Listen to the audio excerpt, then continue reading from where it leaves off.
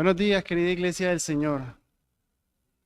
Vamos a abrir la palabra del Señor en Marcos, capítulo 11. Marcos 11.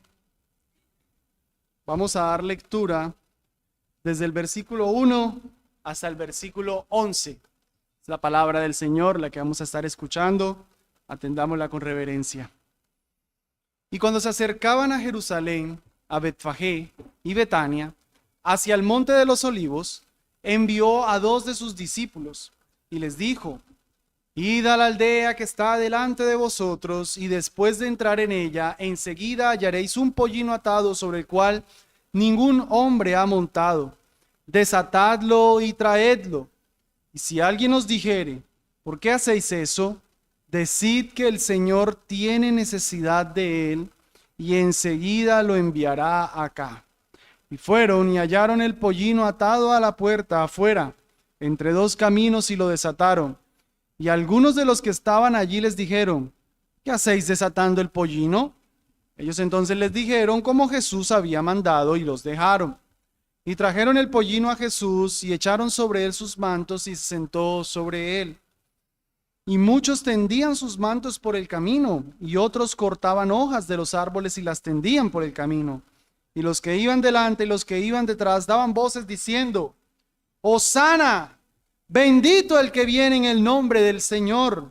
Bendito el reino de nuestro padre David, que viene en el nombre del Señor. Hosana en las alturas. Y el Señor entró en Jerusalén y en el templo, y después de mirar alrededor todas las cosas, siendo la hora ya tarde, salió a Betania con los 12. Es la palabra del Señor. Sea el Santo Espíritu del Señor ayudándonos a comprender ahora su palabra.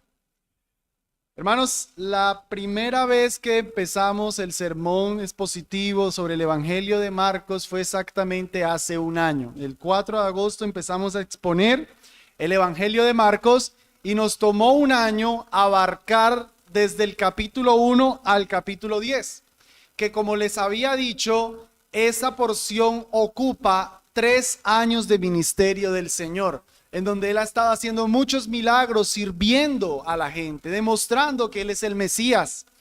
Ahora, desde el capítulo 11 que hoy empezamos hasta el final, tal vez nos tome otros buenos meses, va a tratar solamente lo que ocurre en la última semana del ministerio del Señor. Eso quiere decir que Marcos destina de 16 capítulos 6 para hablar de la última semana del ministerio del Señor Jesús, la tercera parte del Evangelio. Eso nos dice un énfasis particular.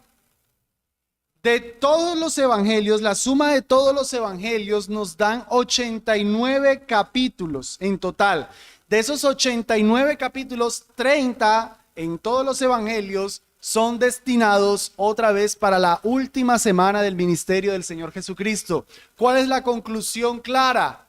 Que hay un énfasis particular en lo que sucedió esta semana, que lo más importante, no que lo demás no sea importante, solo que lo más importante, el énfasis mejor que nos hace la Escritura es en la muerte y la resurrección del Señor Jesucristo que sucedieron en esta semana. O por decir otra cosa, tú no puedes tener al Jesús multiplicador de panes, caminando sobre agua, compasivo, si tú no entiendes al Jesús que fue a la cruz y resucitó al tercer día. Hay un énfasis particular en esta porción. Hoy en el capítulo 11 empezamos en esa semana, y este pasaje nos habla acerca del importante evento en el que Jesús va entrando en Jerusalén y es proclamado por multitudes como el Rey. Hosana, bendito el que viene en el nombre del Señor. Pero el cuadro, si le prestaron atención a la lectura, no es la típica del mundo, no es el rey poderoso que viene en el corcel con el ejército numeroso y la fanfarria. No, es un rey que viene montado sobre un pollino de asna, sobre un burrito. No es el cuadro pomposo lleno de honra, de gloria humana, sino más bien de humildad, de un rey manso, de un rey humilde que viene a dar su vida por su pueblo. Vamos a empezar abordando la primera escena de esta historia, que la he titulado Jesús le encarga a los discípulos traer un pollino, versículos del 1 al 3. Dice: y cuando se acercaban a Jerusalén, a Betfagé y Betania, hacia el monte de los olivos, envió a 2 de sus discípulos y les dijo: id a la aldea que está delante de vosotros, y después de entrar en ella, enseguida hallaréis un pollino atado sobre el cual ningún hombre ha montado. Desatadlo y traedlo. Y si alguien os dijere: ¿por qué hacéis eso?, decid que el Señor tiene necesidad de él, y enseguida lo enviará acá. Permítame primero abordar un poco el contexto histórico y el contexto geográfico en el que esto se está desenvolviendo. Bueno, Marcos había terminado la anterior sección con la historia de Bartimeo, cuando Bartimeo recibe la vista. Jesús ha venido ministrando muchos meses, viene caminando desde el norte, estaba haciendo un ministerio en Perea y ahora va camino hacia Jerusalén. Y cuando él salía de ahí Perea, nos contaba Marcos el milagro de Bartimeo, pero los otros evangelios nos cuentan 2 hechos importantes que sucedieron. Uno, la historia de Zaqueo, donde Jesús le perdona los pecados a Zaqueo, recuerdan. Y otra muy importante es la resurrección de Lázaro.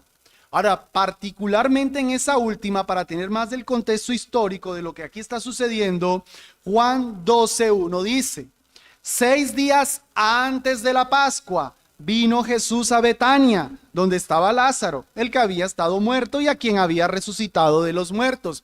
O sea que eso que está sucediendo aquí, está sucediendo después de esto.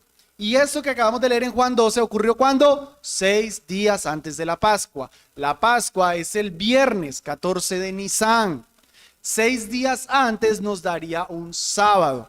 Fue un sábado cuando Jesús, según algunos conteos, otros lo ponen como el viernes por la tarde, pero lo más popular es que un sábado es cuando Jesús está en casa y ocurre aquello de María, de Marta, le hacen toda una comida y entonces sale a emprender este camino en el que nosotros estamos, que sucede un domingo, primer día de la semana, y es por eso que, bueno, tienen esta tradición del domingo de Ramos. Pero más importante de lo que acabé de leer, en Juan 12 otra vez, en el versículo 9 dice: gran multitud de los judíos supieron entonces que él estaba allí y vinieron, no solamente por causa de Jesús, sino también para ver a Lázaro, a quien había resucitado de los muertos. Pero los principales sacerdotes acordaron dar muerte también a Lázaro, porque a causa de él muchos de los judíos se apartaban y creían en Jesús. Lo que me interesa aquí es que ustedes noten que hay multitudes que están siguiendo a Jesús. De manera particular, cuando vimos la historia de Bartimeo, gente vio el milagro, siguen a Jesús. Ahora ven el milagro de Lázaro y dice que hay mucha gente, tanto que los líderes religiosos decidieron matar a Lázaro porque la gente estaba siguiendo a Jesús. Qué dureza del corazón. En lugar de creer a Jesús, prefieren matar al que hizo evidencia de un milagro. Pero hay multitudes. En la historia que nosotros estamos, entonces viene después de eso. Repito, un domingo y Jesús viene con esas multitudes. Era 6 días antes de la Pascua, o sea que había una movilización masiva hacia Jerusalén. Se calcula que cuando ocurrían las fiestas de la Pascua, para esta época en Jerusalén, la población podía aumentar con tantos visitantes a 2 millones de personas. Esto lo hacen porque se calcula el número de corderos que se sacrificaban y se calculaba que por cordero comían 10 personas. Si se mataron 200,000 corderos, como está la evidencia, eso quiere decir que había aproximadamente 2 millones de personas en Jerusalén. O sea que era una gran afluencia. Por eso es que nosotros estamos viendo aquí tanta multitud que está siguiendo a Jesús. Jesús estaba en Betania y ahora desde Betania se va a dirigir hacia Jerusalén. Y eso para ubicarnos un poquito en un mapa. Quisiera que vieran el mapa que está en pantalla, en donde ustedes pueden visualizar cómo Jesús va saliendo desde Perea Está en Betania, ahí se ve una lineecita a lo que sería Betfagé y luego ven a Jerusalén. El Monte de los Olivos está ahí entre Betfagé y Betania y desde ahí es donde él se está dirigiendo de pronto para que tengamos un poquitico de la idea. Ustedes ven esas distancias, Jesús caminaba bastante. La distancia aproximada de entre todo eso es de 1 kilómetro a 2.5 kilómetros. O sea, cuando él manda a que busquen en Betfagé y vuelvan, eso era 1 kilómetro y 1 kilómetro de vuelta o un poquito más. Cuando él va a Jerusalén y luego vuelve a salir a Betania, eso eran 2.5 kilómetros, o sea, ida y vuelta 5 kilómetros. Caminaba bastante de pronto para que tengamos un poquitico de la idea de cómo era que se desarrollaba todo esto. Bien, habiendo hecho esa aclaración, un poquito del contexto histórico y geográfico, otra vez está cerca la Pascua, estamos en el domingo, algunos dicen que el lunes, me inclino más por el domingo. Jesús va entrando a Jerusalén y él, para entrar, manda a pedir un pollino y quisiera que habláramos acerca de ese pollino. Un pollino es la cría de un asna. Y un asna o asno es el término técnico bonito, más bien, no técnico, el término bonito, culto, para referirnos a un burro. Entonces lo que Jesús está montando es un burrito, no un caballo, ni siquiera una mula, un burro. ¿Y por qué Jesús montar un burro? Porque Él quiere transmitirnos, entre otras cosas, la idea de la humildad. Pero es bien interesante. ¿Qué característica debía tener ese pollino o tenía ese pollino? Que nadie lo había montado. Y los pollinos, cuando no habían sido montados, era porque eran destinados para un uso sagrado. ¿Quién va a montar el pollino? Jesús, en un momento importante en el que Él va a entrar como el rey. O sea que este pollino va a tener en efecto un uso sagrado. Esto es porque Jesús, el Rey de Reyes, montaría al pollino. Ahora, la orden que el Señor les da a los discípulos. Piensen, pónganse en la posición de los discípulos. Ustedes van ahí todos tranquilos en la multitud y el Señor les dice, vayan, busquen un pollino, van a ver un pollino, lo desatan y me lo traen. ¿Qué pretendía el Señor Jesucristo para con los discípulos? Que ellos lograran entender con eso. Pónganse en la posición de los discípulos. ¿Qué querrá el Señor? Miren, mis amados, no lo entendía, pero el Señor Jesucristo quiere entrenar a los discípulos a que estén preparados por lo que a la postre va a suceder. Él va a morir, Él va a ser traicionado, Él va a ser crucificado. Y desde ya les está dando una orden a los discípulos que les va a permitir entender que Él es el que está en el control, que Él puede saber que hay un pollino atado, que hay gente que le va a preguntar y que cuando ellos digan que es el Señor, ellos se lo van a dar. O sea que cuando los discípulos lleven a cabo esa labor, ellos iban a entender, el Señor sabe todo. El Señor está en control. Esta escena le enseñaba eso a sus discípulos, esa escena nos enseña eso a nosotros. Jesús no va a la cruz porque le salieron mal las cosas. Él está en control tanto que Él sabe hasta dónde hay un pollino atado, que hay gente que va a preguntar y que gente que lo va a prestar. Él está en control de todo. La orden es rara para los discípulos. Ellos iban a llegar, iban a parecer ladrones. Ellos llegan de buenas a primera a un lugar que no es de ellos y desatan al pollino, pues la gente iba a pensar, esta gente se lo está robando. Pero ellos tenían que obedecer. Y eso es una enseñanza importante para ti y para mí. La orden es rara, la orden es incómoda, pero ellos tenían que obedecer. Y en ese orden de ideas me encanta el argumento que el Señor les da. Cuando les pregunten, digan, el Señor lo necesita. Mira, mi amado hermano, mi amada hermana, cuántas órdenes el Señor Jesús no nos da en el día a día que son raras. Que un joven tenga que esperar hasta el matrimonio, no puedan fornicar, tengan que guardarse, eso es raro. Eso es una anomalía para el mundo de hoy. Que una mujer tenga que ser cuidadora de su hogar, atender a su marido. Eso es una anomalía para el mundo, una retrógrada para el mundo de hoy. Pero en esos casos hay que obedecer al Señor, y si te preguntan, tú dices, el Señor mandó. La orden que ellos tenían era un respaldo del Señor Jesucristo. Aunque rara la orden, tenían el respaldo del Señor. Eso nos lleva entonces a nuestra segunda escena. Los discípulos traen el pollino a Jesús. Ya les dio la orden, ahora ellos la van a efectuar. Versículo 4. Y fueron y hallaron el pollino atado a la puerta, afuera entre dos caminos, y lo desataron. Y algunos de los que estaban ahí les dijeron, ¿qué hacéis desatando el pollino? Ellos entonces le dijeron como Jesús había mandado, y los dejaron. Y trajeron el pollino a Jesús, y echaron sobre él sus mantos, y se sentó sobre él. Yo creo que ese relato nos hace suscitar algunas preguntas. Todos debieron estar pensando en sus mentes cómo supieron los discípulos cuál pollino era. Ellos iban a buscar, el Señor, no, busquen un pollino que tiene mancha tal, se entran por tal camino, no, ellos vayan que hay un pollino atado y me lo traen. ¿Cómo supieron los discípulos cuál pollino era?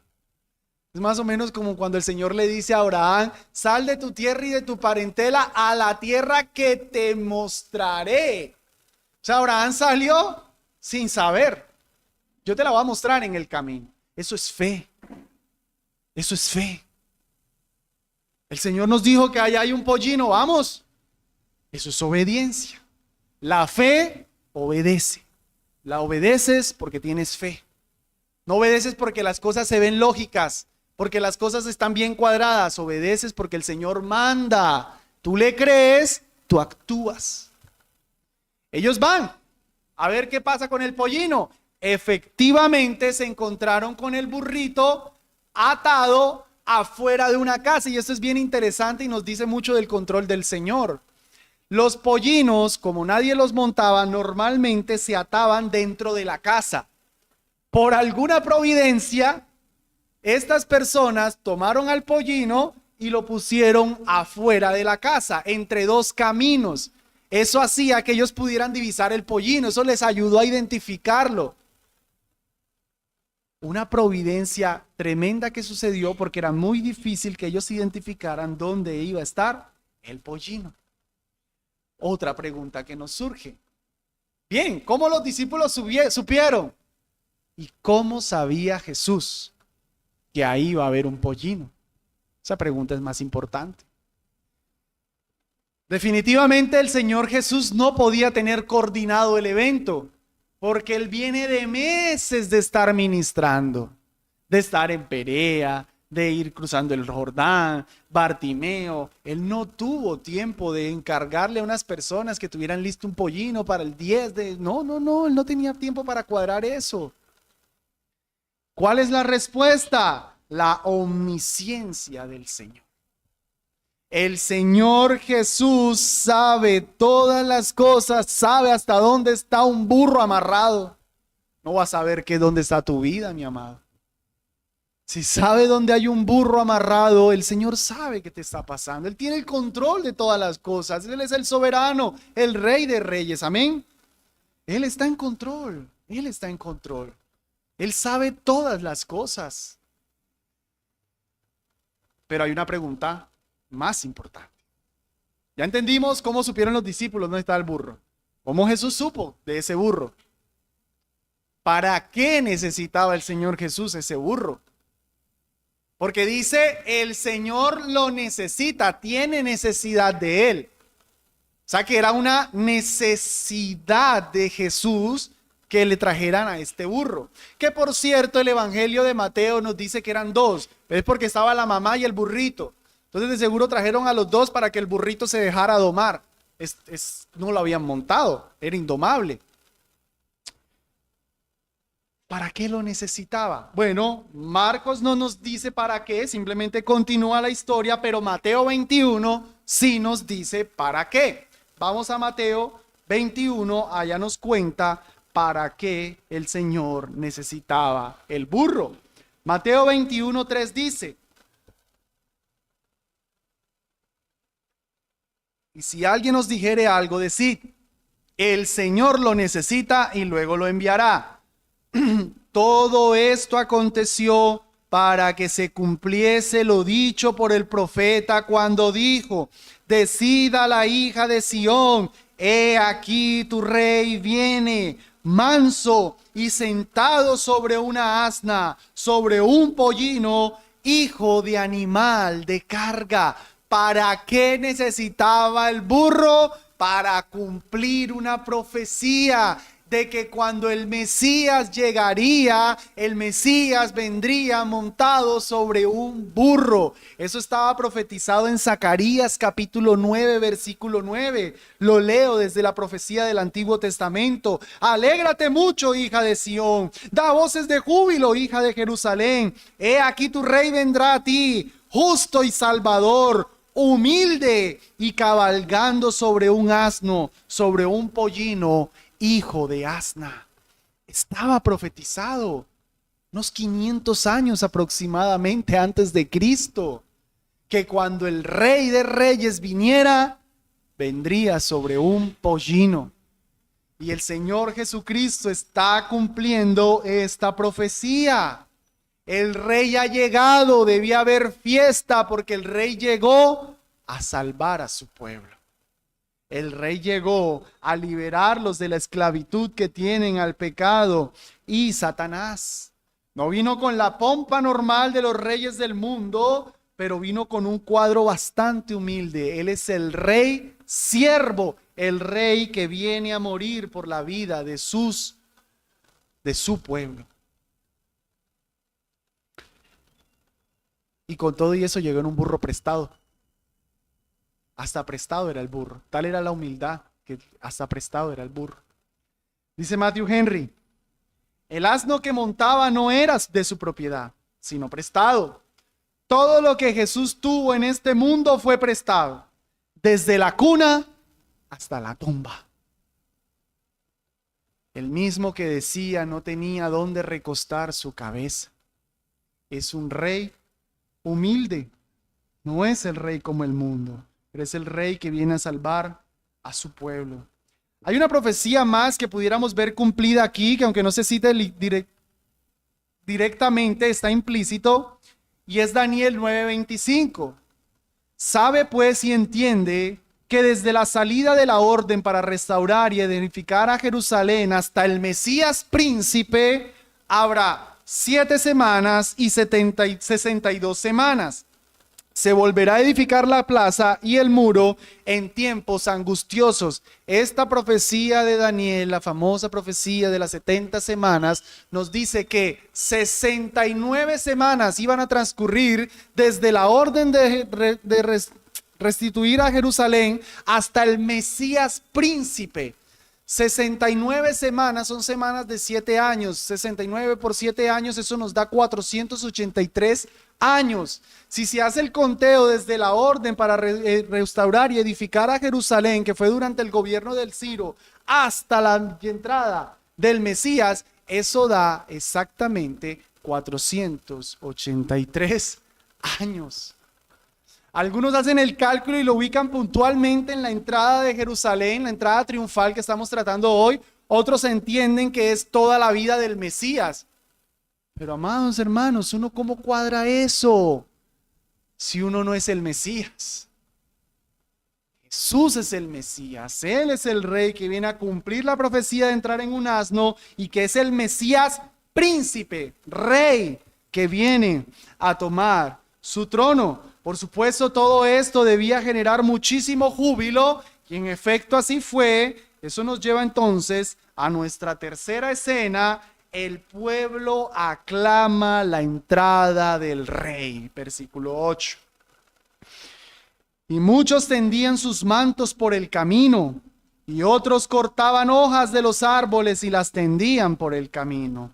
Y los que iban delante y los que iban detrás daban voces diciendo: Hosana, Bendito el que viene en el nombre del Señor. Bendito el reino de nuestro padre David, que viene en el nombre del Señor. Hosana en las alturas. Era un grito de júbilo. La gente está adorando, está cantando y está proclamando que Jesús es el Rey. Él es el Rey. ¿Por qué eso de los mantos y por qué eso de las ramas? Bueno, en el segundo libro de Reyes, capítulo 9, versículo 13, nosotros se nos describe la coronación del rey Jehú. Era un rey del norte de Israel. Ojo lo que dice. Entonces cada uno tomó apresuradamente su manto y lo puso debajo de Jehú en un trono alto, y tocaron corneta y dijeron: Jehú es rey. En la coronación de Jehú se pusieron mantos como un símbolo de realeza. Era algo que se hacía para decir: este es el rey. La gente está tirando los mantos para que Jesús pase en su burro, porque la gente lo está proclamando como rey. Están entendiendo que Él es el rey, le están dando el honor. Las ramas también era un homenaje que se hacía para los gobernantes. Miren en sus Biblias, busquen primero de Macabeos 13:51. Ah, muy bien. Grave los que lo están buscando, ¿no? Es un libro apócrifo, lo sabemos, no es parte del canon bíblico, pero nos cuenta una historia y nos sirve. Toca repasar.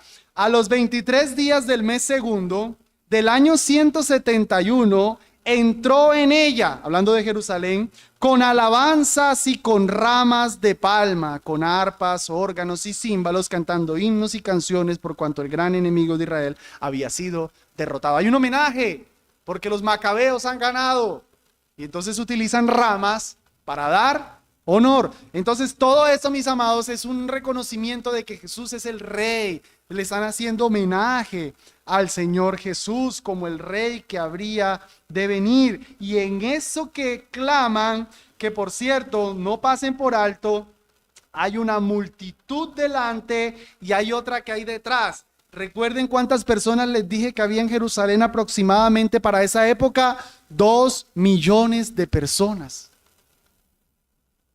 Hermanos, eso debía ser un estruendo. ¡Hosana! ¡Hosana el que viene en el nombre del Señor!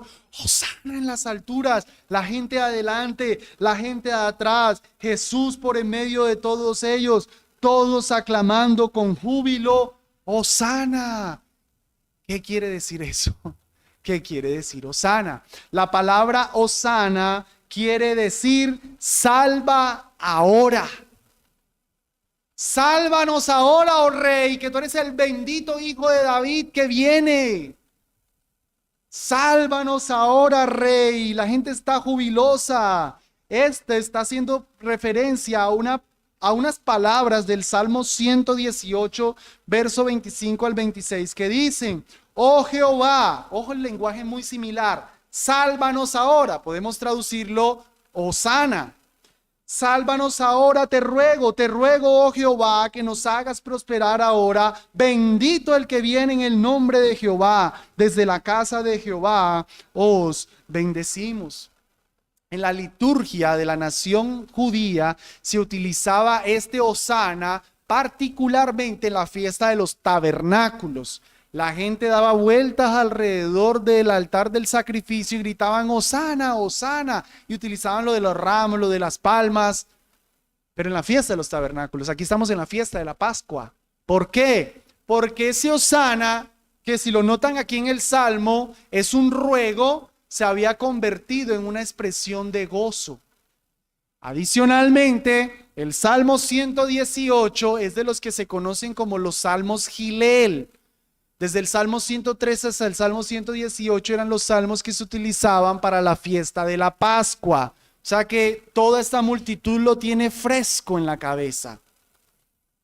El Hosana de sálvanos ahora, la expresión de gozo, viene Jesús montado en un asna, toda esa proclamación como rey. Ellos entendieron que Él era el rey que los venía a salvar y por eso tanta pompa. Cuando dicen bendito el que viene en el nombre del Señor, están expresando la realidad de que Jesús es ese Mesías que venía a restaurar el reino de David, su padre. Bendito el que viene en el reino bendito el hijo de David, dicen otro de los paralelos. Él es el rey David. Él es el descendiente legítimo de David que vendría a tener un reino eterno. Él es el rey de David, el que vendría a reclamar el trono. Hosana en las alturas, que desde el cielo haya salvación, que desde el cielo se proclame que aquí está la salvación en Cristo Jesús. Hermano, qué cuadro, por favor, qué cuadro, imagínalo en tu mente. Esa multitud del Señor Jesucristo siempre había rechazado la adoración como rey, siempre había rechazado que lo reconocieran como rey, pero aquí no, aquí no. Aquí está siendo reconocido como rey. Y yo veo ese cuadro en mi mente y yo digo, todos los judíos son creyentes. Hay salvación para todos. Pero lastimosamente, no todo es color de rosas. Porque ellos están reconociendo a Jesús como rey, pero no como el rey que venía a morir. Ellos están reconociendo a Jesús como el rey político que vendría a liberarlos del imperio romano, pero no el rey que vendría a salvarlos de sus pecados y mucho menos morir a mano de los romanos. Ellos, si bien están proclamándolo como rey, no están entendiendo verdaderamente quién es este rey. La misma multitud que aquí está eufórica, gritando, sana, bendito rey, es la misma multitud que luego va a decir, crucifícale porque ese no es el rey que nosotros necesitábamos. Que lo crucifiquen. Nosotros no necesitábamos un rey que venga a perdonar pecados. No necesitamos un rey que venga a decirnos que morimos a nosotros mismos. No necesitamos un rey que me haga morir al yo, que me demande tanto. Yo necesito un rey que me quita a los romanos. Crucifíquenlo. En la misma fiesta de la Pascua. ¿Por qué lo crucificaron? Porque no fue el rey que ellos querían. Y esa es la realidad de muchos hoy. Quieren a Jesús, pero no el Jesús que se les mete en la vida. El Jesús que me ayude en mi matrimonio, el Jesús que me restaure mi familia, el Jesús que me dé dinero, el Jesús que me haga sentir bien, el Jesús best friend, mi amiguis. Pero no el Jesús que me dice muere a ti mismo. No el Jesús que me dice toma tu cruz cada día. No el Jesús que me dice me adoras todos los domingos. No el Jesús que me dice vives para mí. No el Jesús que me dice cómo tengo que tener mis relaciones amorosas, cómo tengo que manejar mi dinero, cómo tengo que adorarlo. No, ese Jesús no gusta. Ese es el Jesús de los legalistas. No, una relación, Jesús no es una relación. No, es lo mismo. Los que piensan así hoy día son los mismos que estaban aquí diciendo Hosana cuando lo vieron rey, crucifícanlo cuando no les gustó.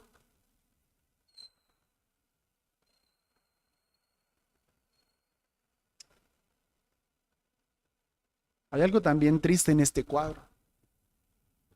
Otra vez, todos piensan en su amado. Yo creo que la iglesia más grande que he escuchado, no que haya ido, que he escuchado, son algo así como 5,000, 8,000 personas. Carismáticas, falsas. Millones, aquí nos habla. Aclamando Hosana. ¡Wow! ¡Qué avivamiento! ¡Qué unción del Espíritu! Esa es la iglesia. Ahí sí se mueve el Espíritu Santo. No, ahí no estaba, porque luego lo rechazaron. Conclusión, tú puedes estar muy eufórico adorando a Jesús. Tú puedes desgarrar tu corazón adorando a Jesús.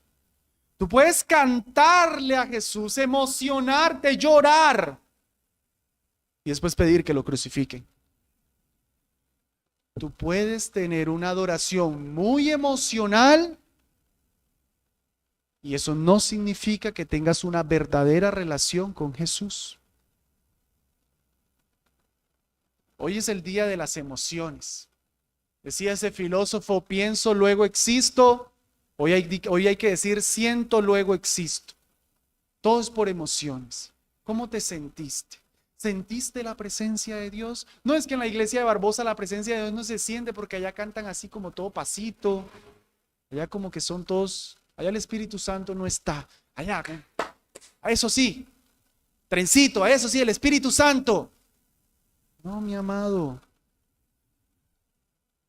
Una verdadera adoración no necesita toda esta algarabía. Mucha algarabía y era una adoración falsa. Falsa. Muerta. Al Jesús que no era el Jesús de la Biblia.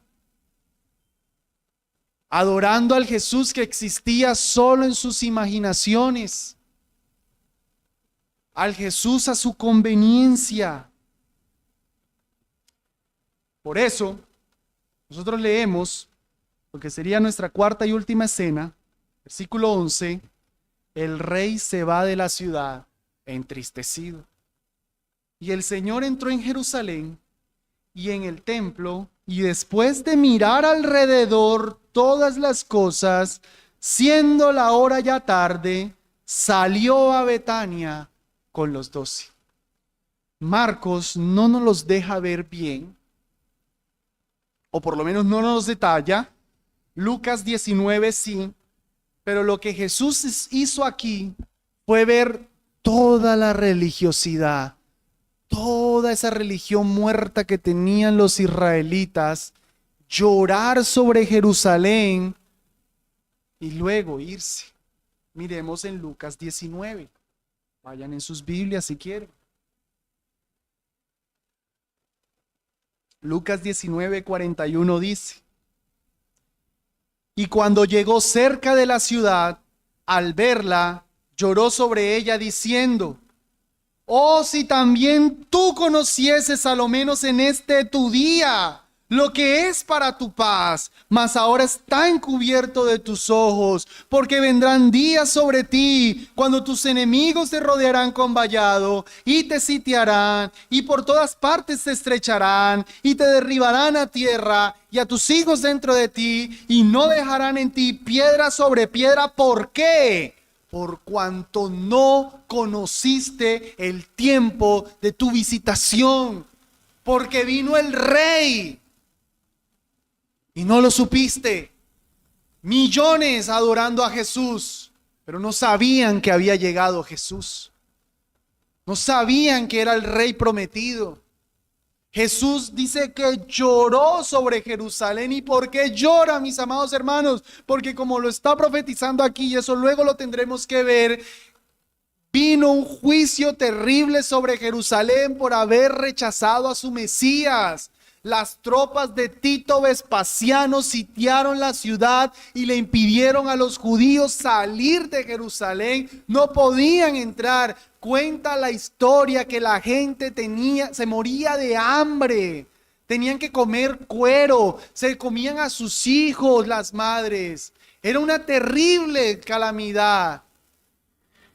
Las tropas de Tito Vespasiano entraron a Jerusalén, la destruyeron y acribillaron, cuenta la historia, 1 millón de judíos,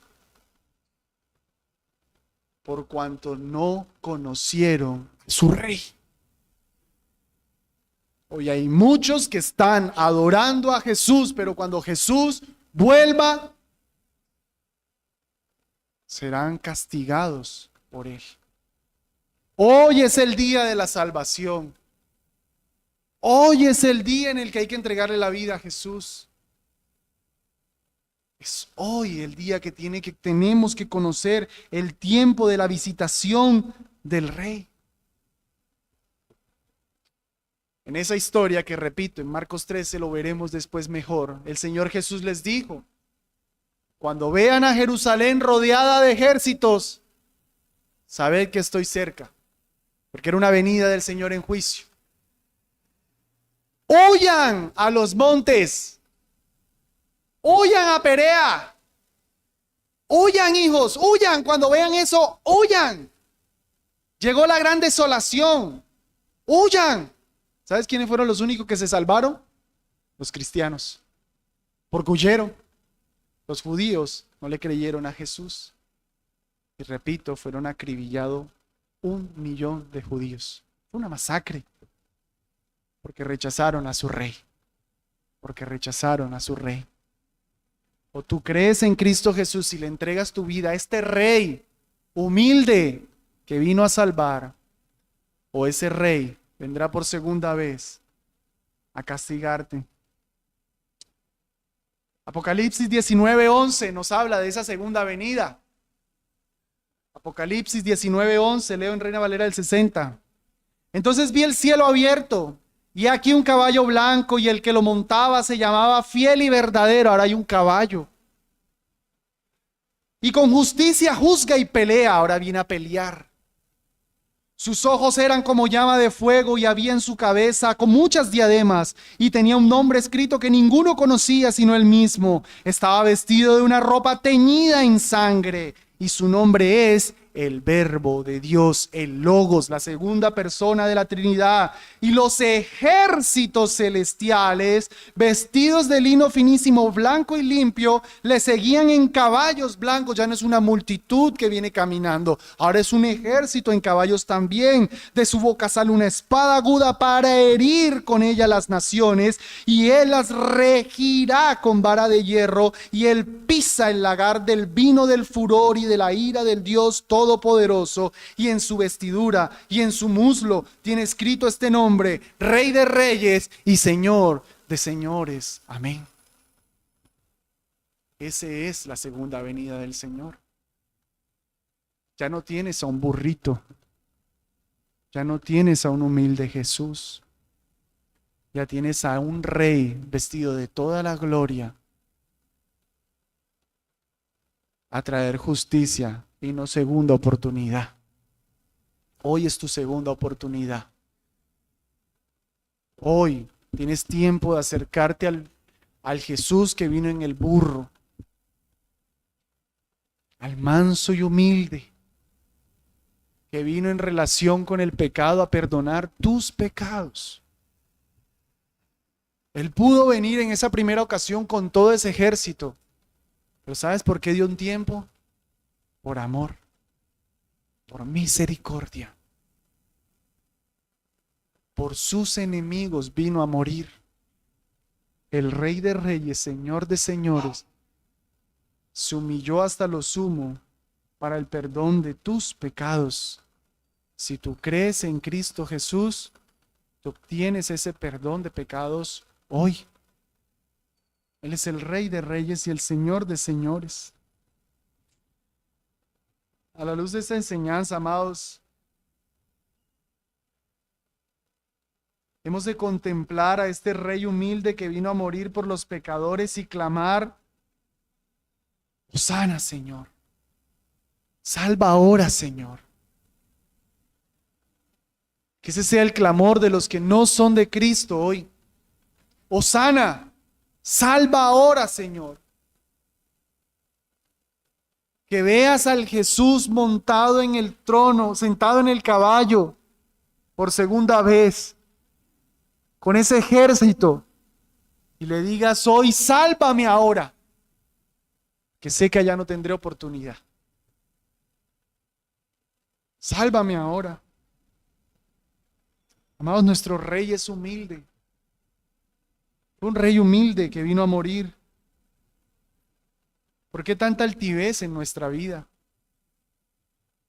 Con un Rey tan humilde como Jesús, queridos cristianos, ¿por qué tanta altivez en nuestra vida?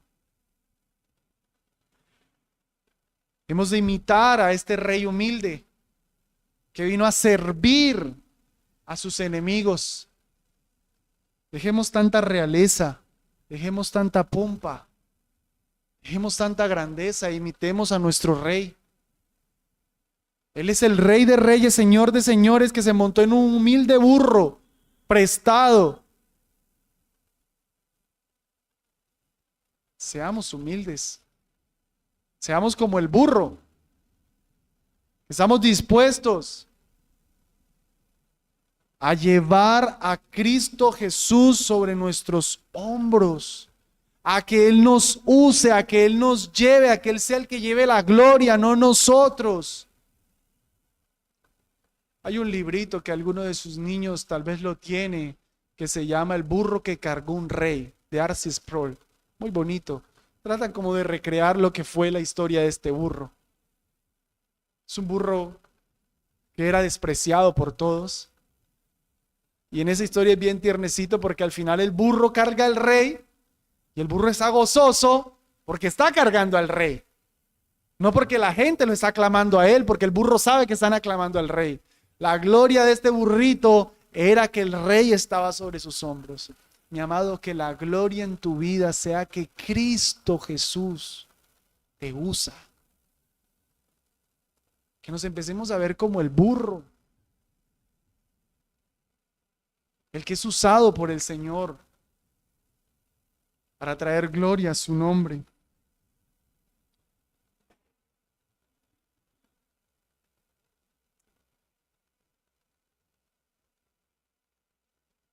Esa multitud despreció al Señor Jesús porque no destruyó al imperio romano. Pero ellos no entendieron algo, que el Señor Jesús como rey sí venía a destruir un imperio, sí venía a destruir un reino. Era el reino de Satanás. Y en ese reino de Satanás no hay compasión, no hay misericordia. Satanás jamás va a venir en un burro a salvar a los suyos. No, Satanás te quiere humillar, te quiere dominar. Y si tú no estás en Cristo, tú eres esclavo, servidor de Satanás. Y Cristo Jesús es el único que te puede liberar del reino de Satanás. De vivir para ti mismo, de vivir en pecados, de deleitarte en el mundo y en la carne. No quisiera que te fueras con la idea, ay, qué lindo el burrito Jesús y vino a morir. No, es que viene como rey a destruir un reino. Por medio de la cruz destruyó el reino de Satanás. Despojó a Satanás de todos los suyos, ató al hombre fuerte y lo despojó de todos los suyos. Pero ahí hay algunos que todavía dicen, no, yo no me quiero ir con Jesús. Yo quiero estar todavía aquí bajo el látigo de Satanás. ¿En serio? Tan torpe eres. Un rey compasivo, misericordioso que te viene a liberar de Satanás, ¿tú vas a preferir quedarte bajo el reino del diablo, bajo lo que él quiera? ¿O darás la espalda a Satanás y entregarás tu vida a Cristo? Bajarás tus armas y le dirás, Hosana, bendito el que viene en el nombre del Señor. Vamos a orar.